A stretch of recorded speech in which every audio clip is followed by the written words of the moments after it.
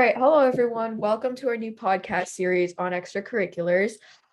Here we hope to provide you with insight on the climate and culture of various school clubs and enlighten you on the connection between clubs, courses, and careers. To find out more about our organization and what we do, please watch our introduction or welcome video. With that being said, thank you so much for stopping by, and let's get on with this episode. Hi everyone, my name is Shreya Tangent and I'm a rising junior at High School South. I'm a writer here at the Study Cafe and I am in charge of the podcast. So I'm glad to be speaking with all of you today. And I am Sukrithi. I'm also a rising junior at High School South, and I write the blogs for our organization. And I'm also very excited to be speaking with the both of you.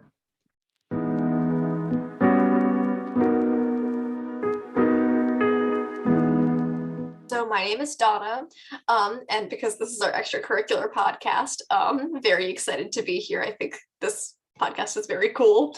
And I'm one of the presidents of the Model Congress Club here at South, which is what we're kind of going to be talking about today. Hi guys, my name is Akshay. I'm a rising senior at High School South, and I'm also one of the presidents, and I'm excited for this podcast. All right, awesome. So we're just going to get started with the questions. The first one, when students enter high school, typically they come to know about clubs at the club fair through friends, teacher recommendations, siblings, etc.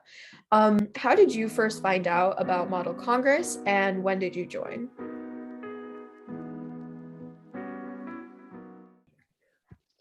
So Model Congress Club was actually something that my classmate, and I was a junior, I was a sophomore.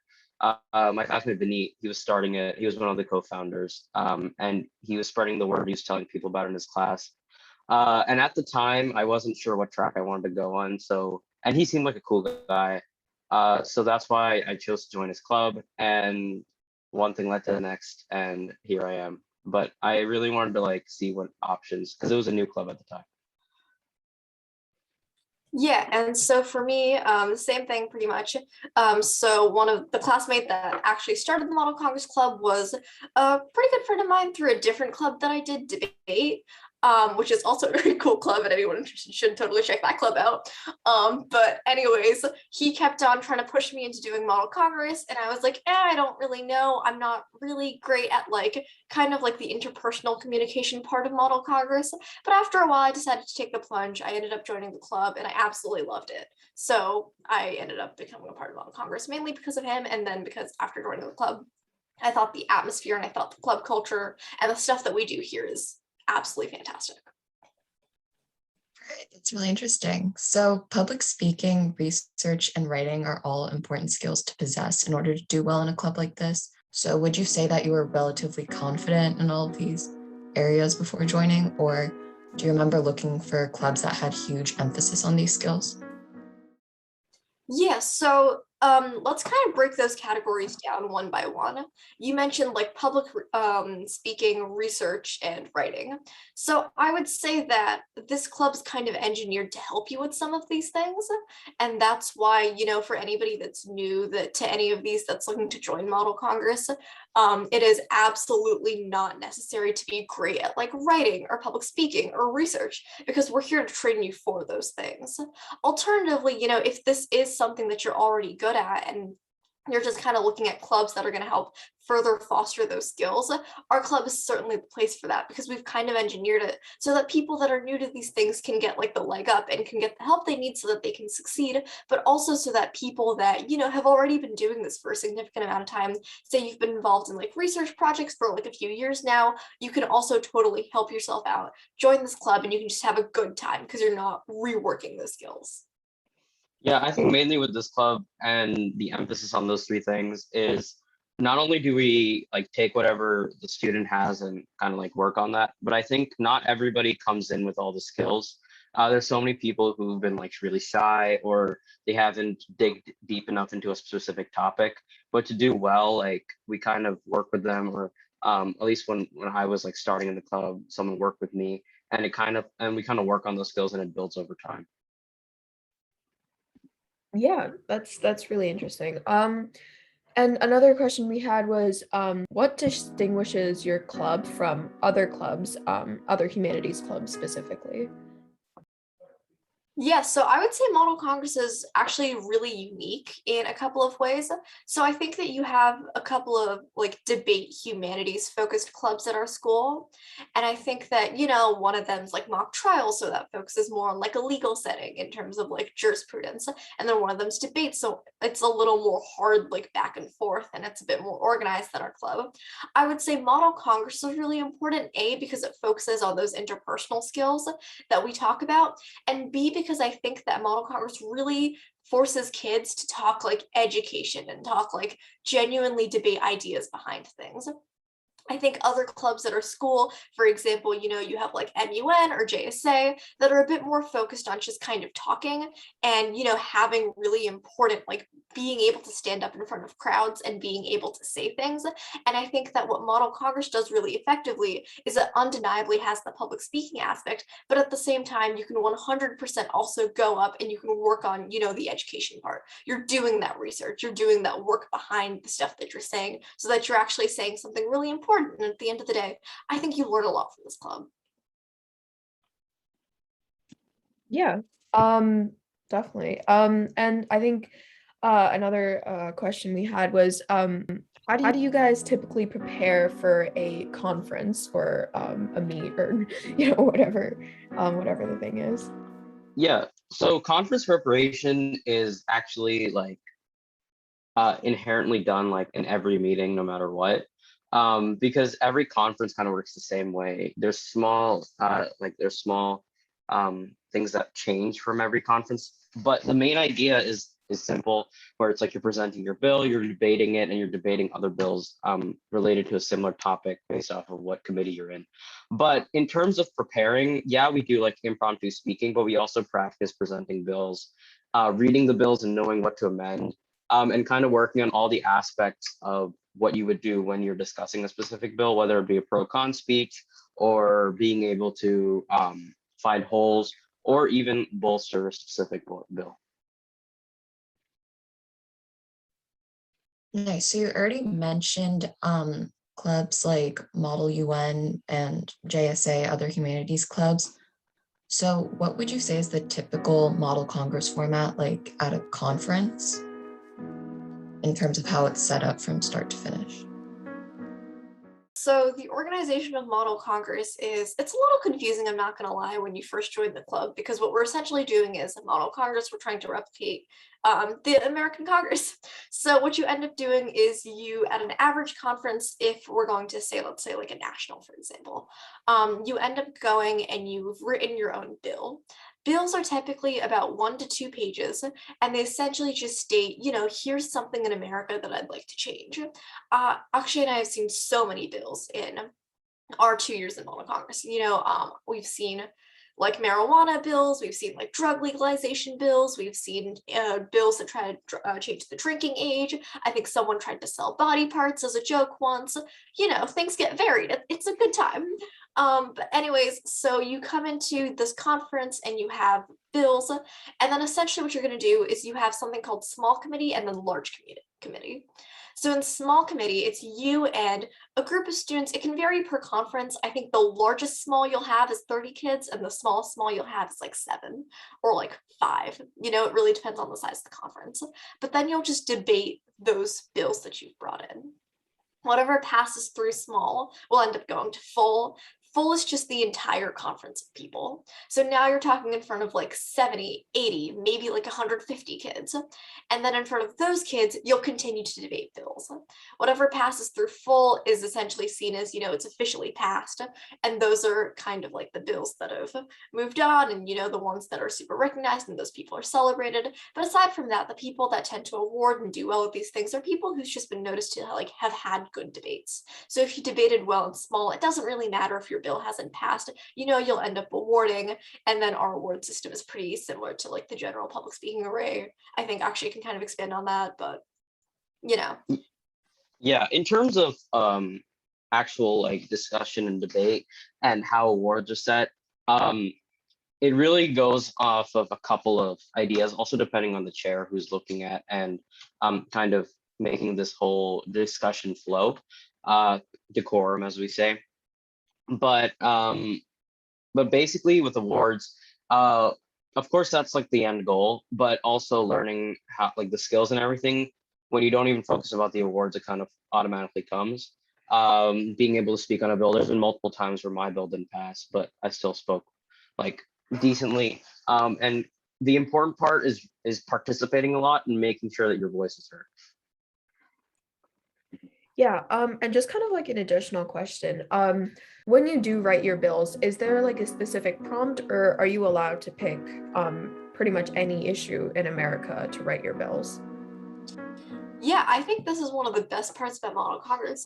To a certain degree, it depends on the committee you've been put in. For example, there's like Health and Human Services, there's Science, Tech, and Co. You know, you have a lot of different committees, so you're a little limited by the scope of your committee.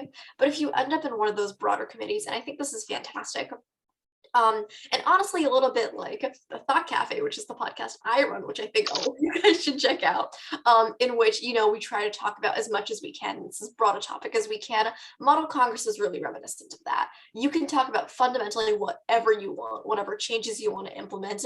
You are unlimited. And I think this is one of the best parts about our club. If you're interested in a problem in America, you have all the freedom to check it out and try to change it however you want, and then see how like the general public receives your strategy and sees whether they think it's a good idea or whether they think, you know, there are some fundamental flaws to it, and then you get to debate it out. And that's the whole thing in debate as well. Like in the actual discussion, you're kind of giving your views on what you think about a specific topic. And that's one thing. Another thing that differentiates between like if you're doing Model UN or like Model Congress, that's just one humanities club. In Model UN, you're assigned a country and you need to look at the bill through or the policies through that country's eyes. But in Model Congress, a lot of times you can use your own ideology and how you think of a specific topic and use that to your favor. And I think it all depends on how you present your view, whether you agree or you disagree. Mhm. And I think we discussed before a lot of the skills that go into Model Congress. And I guess one of the questions we had was, have you found any particular skills that are actually applicable to courses at our school? Like actually in school, have you been able to use the skills that you've learned in Model Congress? Yeah, absolutely. So, you know, Model Congress focuses really big on like research. It focuses a lot on public speaking. It focuses a lot on writing. And I think that those skills are so helpful, not even in a specific course, but just in your day-to-day life. Like I know kids that used to be nervous to get up in front of the class to speak, and then they do Model Congress. And, you know, because you end up talking to these crowds of like 30, 40, 50 people, you know, you no longer care about those class presentations. If you no longer care about those class presentations, you know, I think that, you know, you end up performing better on them. You end up like getting graded better on them. It definitely helps on like the day-to-day basis. I think that Model Congress is so important, not only for improving in your courses, but also just in your life too. I think that it's really helped people improve their confidence and just do better in general. Yeah, I mean, like Anna said, confidence boosting is like one major thing that's important. And what I've seen specifically is like, and I can say for myself as well, I always love to talk to people. I wouldn't really be afraid. But in terms of quality of speaking as well has improved a lot. Before I would just run on and on. But now knowing what to speak about and being an impromptu speaker or not having a lot of time, I kind of know how to get all my stuff compacted and speak well.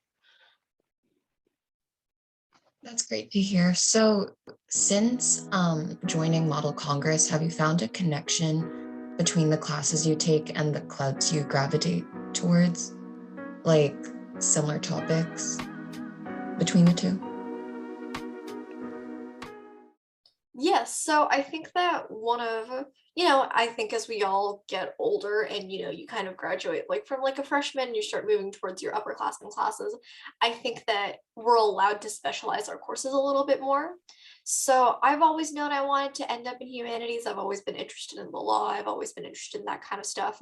So my classes have always been more humanities focused, but especially after taking Model Congress, I think that this club is so good for helping you with classes like AP Gov, A Push, AP Micro. I think any of those kinds of classes that takes a Comparative Gov, anything that you want to take that's focused on studying America and America's government in comparison to something else.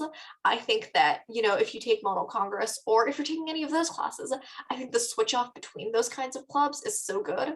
And I think that you really, really benefit from, if you're taking like A Push, AP Gov, AP Micro, any of those classes, I think taking a look at Model Congress is really, really important for you because I think you just have a lot of fun.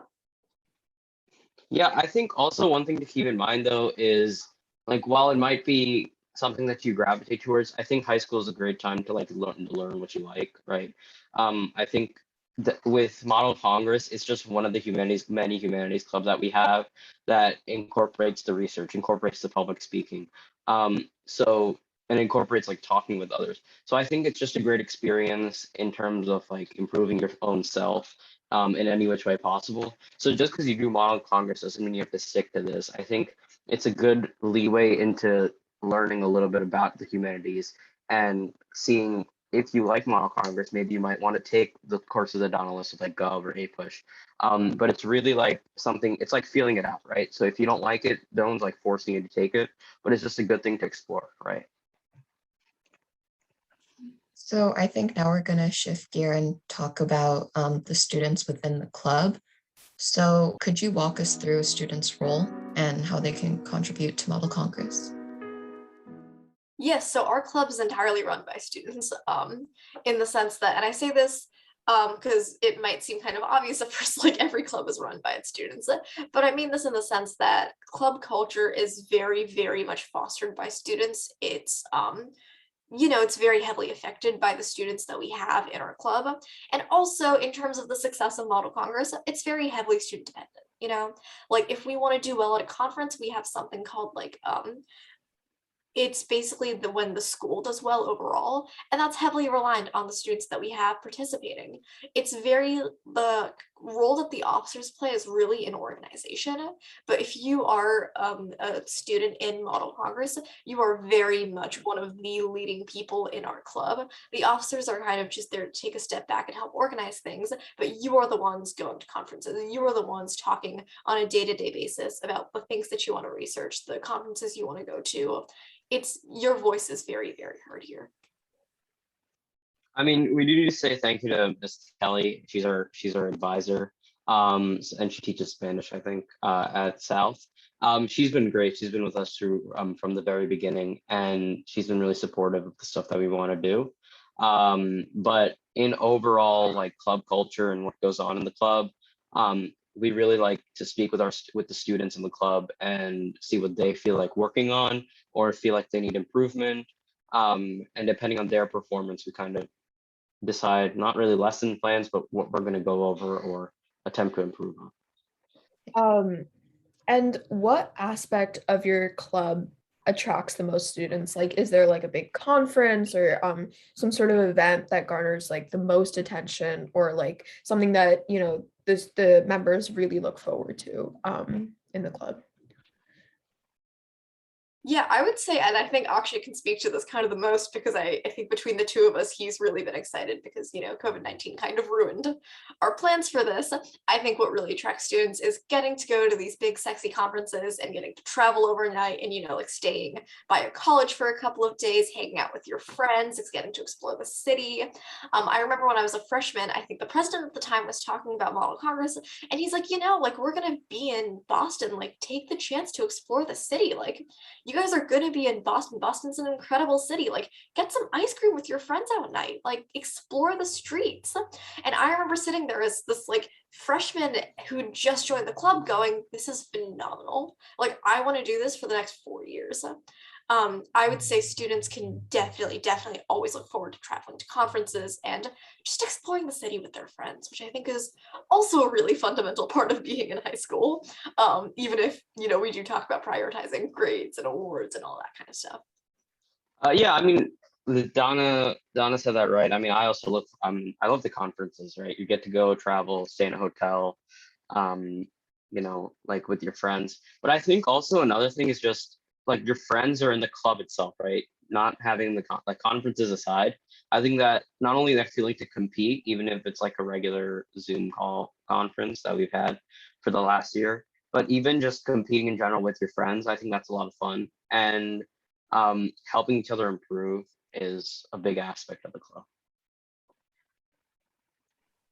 So I know, Donna, you mentioned going to Boston, getting ice cream. Are there any other favorite memories that you guys would like to share? Yeah, I think that, it's really, really sad the pandemic kind of cut us off at our limbs. We have not been able to do any traveling this past year, which was kind of like the first year our club was fully functional. Um, but I would say one of the favorite memories I have is the first conference that we'd really gone to, I think, last year was Princeton Model Congress. And I remember Princeton Model Congress, obviously it was all virtual because of the pandemic, but I remember as, like awards were coming out and our delegation was just on our group chats just screaming. And it didn't even matter if you hadn't won an award, if you had won an award, if you'd won double awards, everyone was just so excited for one another. And I remember the president at the time was just screeching at the chat, all capitals. He would not shut up. I was switching between 3 different group chats. And I remember sitting in my chair as like hundreds of texts came in from people just congratulating one another because we were all so happy and excited for one another. And I remember that being just one of the most foundational memories of Model Congress for me. I mean, yeah, this year has been like, first of all, we don't know if we're going to go back to school or if we're going to be able to go to conferences in person. Hope, like, fingers crossed for that. But I think overall, like, even the club meetings were a lot of fun, right? It was a Friday night. We just finished school. We have the weekend to look forward to, but that extra half an hour to an hour for Model Congress was still there. And in the beginning and towards the middle, when we were still going to conferences, and even towards the end, there were people who were willing to show up, come and talk with us and work with us. And I think that was also really nice because I think as people who are passionate about the club, to see other people equally as passionate, if not more, is just a really good feeling. And I think that overall throughout the year was a big like booster. That's really great. So in high school, extracurriculars are an opportunity for a lot of students to get to know their peers in different classes as well. So what was it like forming connections with upperclassmen and underclassmen? Yeah, totally. So I would say for me, I think that, let's break this question down a little bit into upperclassmen and underclassmen. I think that when you're a student at high school, it is so, so important to develop connections and relationships with the kids that are in the grades above you. Not only, because I think it like helps you work through your classes a little bit more because you have a bit more of a guide, but also just because I think that it changes the kind of conversations you have. I think that, when we're all working at different grades, like people that I was friends with 4 years ago are, the people that were in my grade.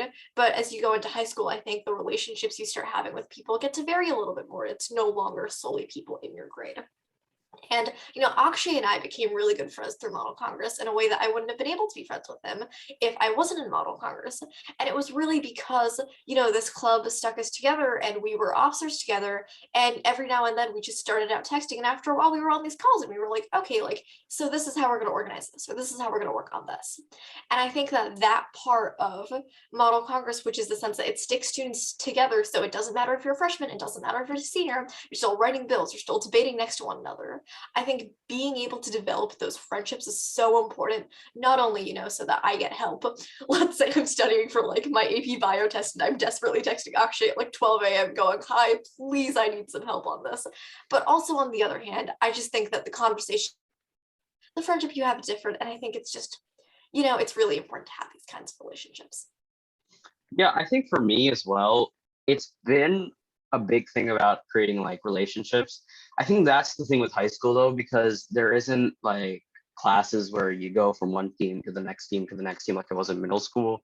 In high school, like you're taking calculus BC or you're taking some type of course and whoever's in the class is in the class, right? So you might be a sophomore with a couple of juniors and a couple seniors, or you might be a senior with a couple freshmen.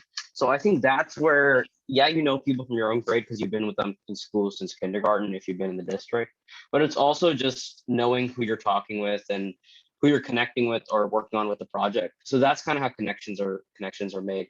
But I think overall, not only is it like working with under and upperclassmen just on the overall like it's school. But even if you need help in the club specifically, right, from someone who's under, it all depends on the skills that someone possesses. Someone might be better at humanities, but not as good in something else, right? So being able to like help each other out, I think is really important, regardless if it's upper or underclassmen.